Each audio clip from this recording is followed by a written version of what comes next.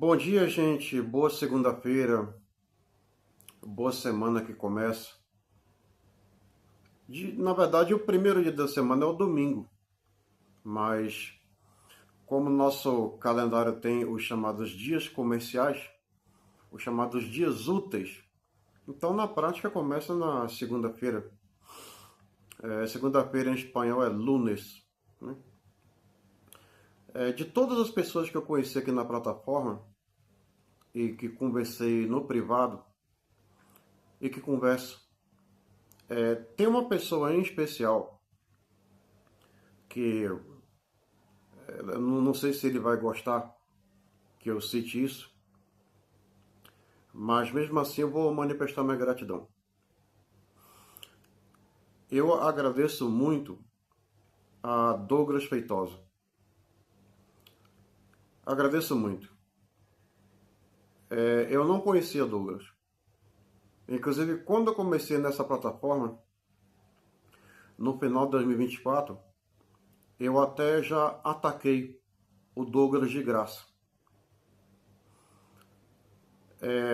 Na minha grande ignorância.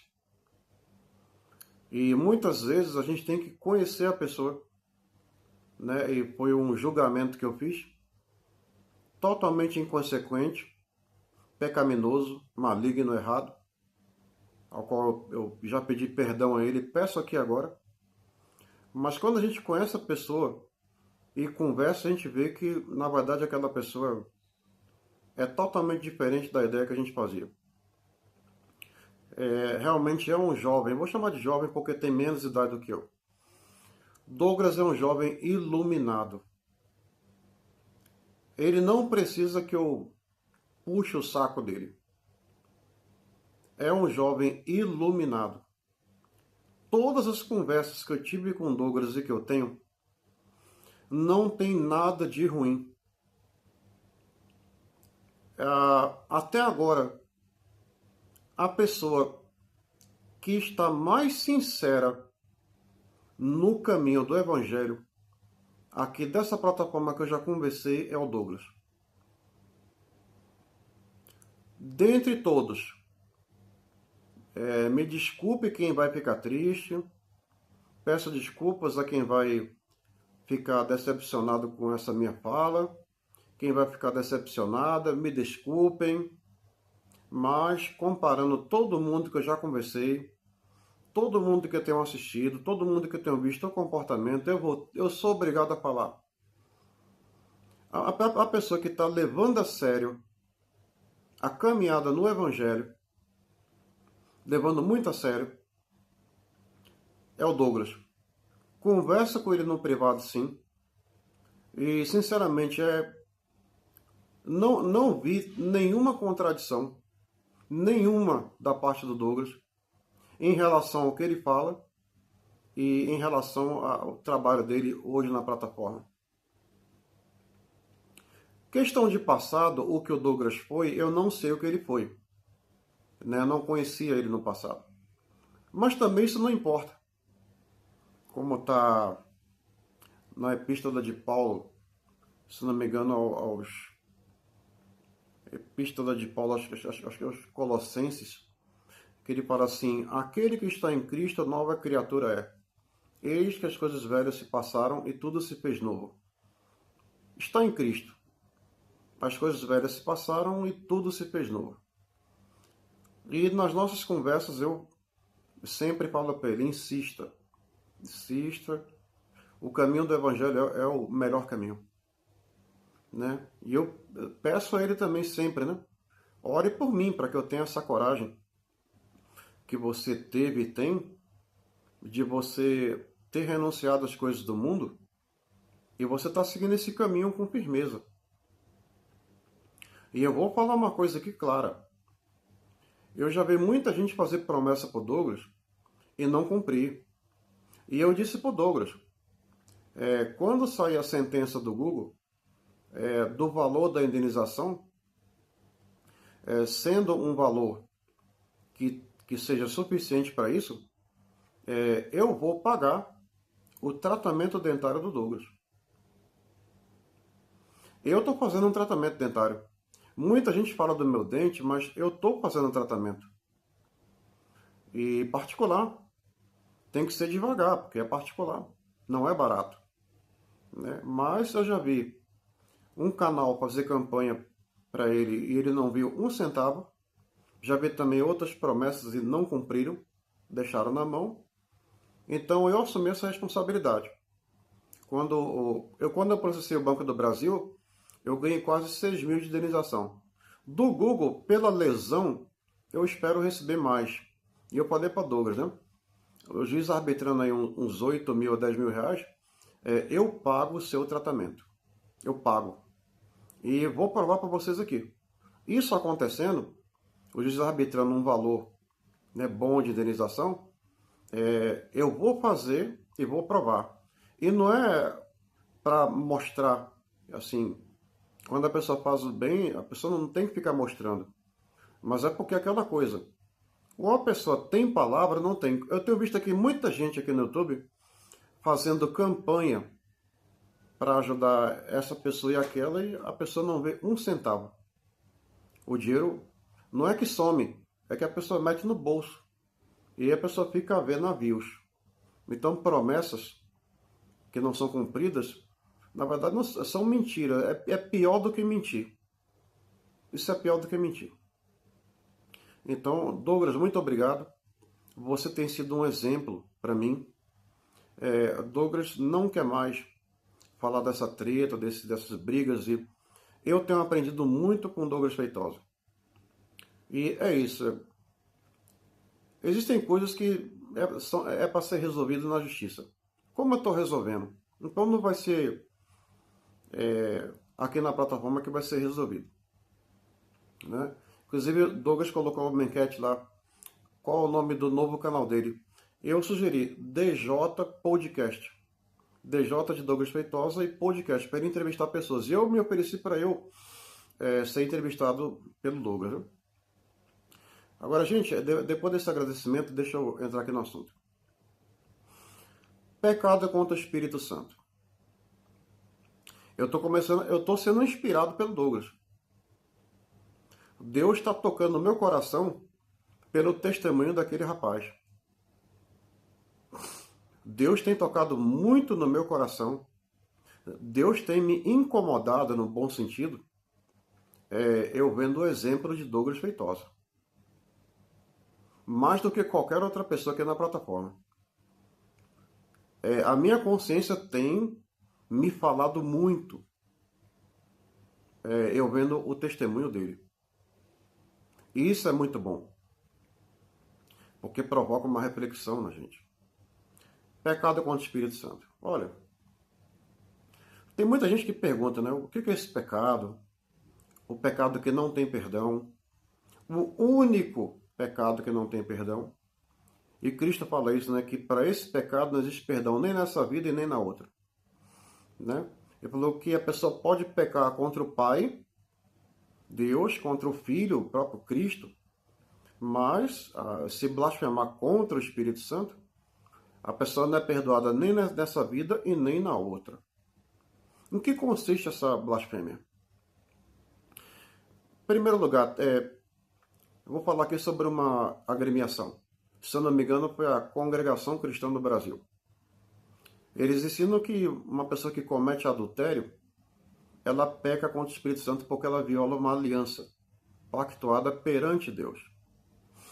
E eu vi sobre de um homem que ele cometeu esse pecado de adultério e ele está fazendo tratamento psiquiátrico.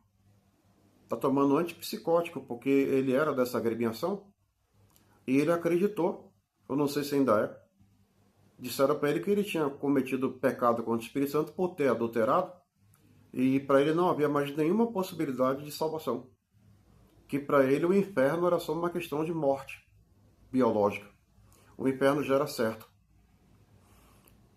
Aí, agora, quer dizer, na psiquiatria, em pânico, apavorado, né?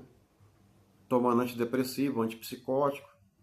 Espero que esteja fazendo uma boa psicoterapia e que perca esse medo baseado numa mentira. contada por uma agremiação de uma igreja. Gente, vou falar aqui, tem gente que fica com medo. Caramba, eu falei tal coisa. Será que eu pequei contra o Espírito Santo? Será que eu blasfemei contra o Espírito Santo? Vocês não fazem ideia do número de pessoas que vivem apavoradas, com medo de talvez ter blasfemado contra o Espírito Santo e ter perdido a salvação. Mas em que consiste esse pecado, essa blasfêmia? É falar só? Não. O pecado contra o Espírito Santo, a blasfêmia contra o Espírito Santo, é o pecado mais difícil de ser cometido. A primeira coisa que eu deixo claro aqui. O pecado contra o Espírito Santo, a blasfêmia contra o Espírito Santo, é o pecado mais difícil de ser cometido. E eu vou provar por quê. O apóstolo Paulo, ele nos ensina que o Espírito Santo de Deus é aquele que nos convence do pecado, da justiça e do juízo. A ação do Espírito Santo sobre uma pessoa, sobre nós, ela se dá na nossa consciência. Toda vez que nós pensamos em cometer um ato e a nossa consciência nos avisa que aquele ato é pecaminoso, e toda vez que nós cometemos um ato pecaminoso e depois de cometermos, a nossa consciência nos avisa que foi pecado e que nos incentiva, nos inspira ao arrependimento e ao pedido de perdão a Deus, e toda vez que nós nos lembramos de que existe um juízo para cada ato do homem, não é a nossa mente, não somos nós. Isso é a ação do Espírito Santo nas nossas consciências. Quando uma pessoa comete um pecado contra o Espírito Santo, e a pessoa, consequentemente, o perde, porque o aborrece, o entristece, a pessoa perde essa capacidade. A pessoa não consegue mais diferenciar o que é pecado e o que não é. E a pessoa passa a considerar como tudo sendo válido. A consciência não acusa ela de mais nada. A Bíblia aqui, né? A Epístola de Paulo aos Efésios, capítulo 4, versículo 18 e 19. Ele vai descrever como é uma pessoa que blasfemou contra o Espírito Santo. O que acontece? Aqui, Efésios, capítulo 4, versículos 18 e 19. Obscurecidos de entendimento, alheios à vida de Deus por causa da ignorância em que vivem, pela dureza do seu coração, os quais, tendo se tornado insensíveis, se entregaram à dissolução, para com avidez cometerem toda sorte de impureza. Dissolução vem de decomposição, apodrecimento. Então, se você está preocupado e preocupada achando assim, será que eu pequei contra o Espírito Santo? Só o fato de você ter essa preocupação é a prova de que você não pecou contra o Espírito Santo. Porque se você tivesse pecado contra o Espírito Santo, você não estaria nem preocupada. Você não estaria nem preocupado se você pecou contra ele ou não. Você não estaria nem aí. Mas só o fato da sua consciência estar deixando você preocupado e preocupada, será que eu pequei? Será que eu pequei? É uma preocupação santa. Então esse é o mover do Espírito em você. Você não pecou contra ele. Porque se você tivesse pecado contra o Espírito Santo, a sua consciência perderia a capacidade de diferenciar o que é pecado e o que não é pecado. Para você, tudo seria válido, tudo seria normal. Então esse é o primeiro sinal. Está preocupado? É o primeiro sinal, o mais evidente, o mais claro, a maior prova que você tem que você não pecou contra o Espírito Santo. Pecado contra o Espírito Santo é aquela pessoa que ela, sabendo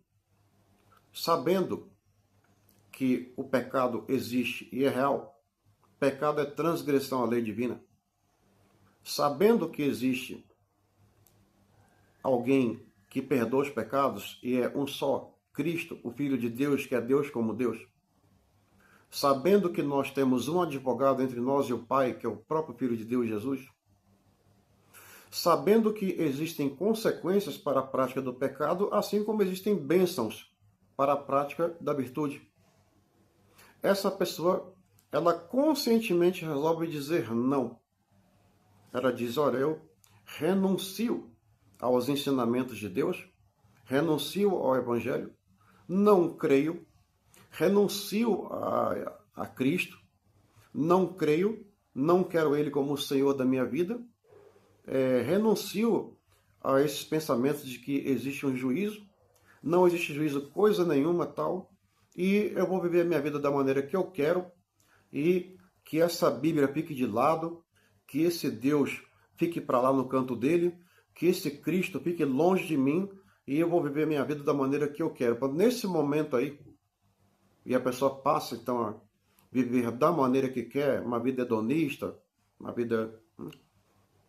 O que acontece? Durante um tempo, mesmo assim, o Espírito de Deus ele vai continuar incomodando aquela pessoa. Repense, pensa melhor, isso está errado, volta atrás, reflita. Mas a pessoa insiste. Chega um ponto que o próprio Espírito Santo ele fica entristecido e aí ele deixa a pessoa. Deixando a pessoa perde toda e qualquer capacidade de arrependimento. Ali sim ocorre o pecado contra o Espírito Santo, a blasfêmia contra ele. E ali a salvação está perdida. Então é isso. Não é palavra, não é só falar. É como eu disse, é um dos pecados mais difíceis de serem cometidos. Então, se você está preocupada ou preocupado, com medo, achando que pode ter pecado contra o Espírito Santo, você não pecou. Porque se você tivesse pecado contra ele, você não estaria nem preocupada. Você não estaria nem preocupado. Se você está incomodada com esse pensamento, e se você está incomodado, é porque você não pecou. Porque se você tivesse pecado contra ele e ele tivesse saído de você, você não ia ter nenhuma preocupação em relação a ter pecado ou não. Não teria. Então eu espero ter esclarecido. Depois eu volto com outro vídeo, falando mais sobre muitas reflexões que eu fiz, né, depois de ter conhecido o Douglas e estar conversando com ele. Tudo que eu tenho aprendido, né, e o que tem tocado no meu coração. Valeu, gente.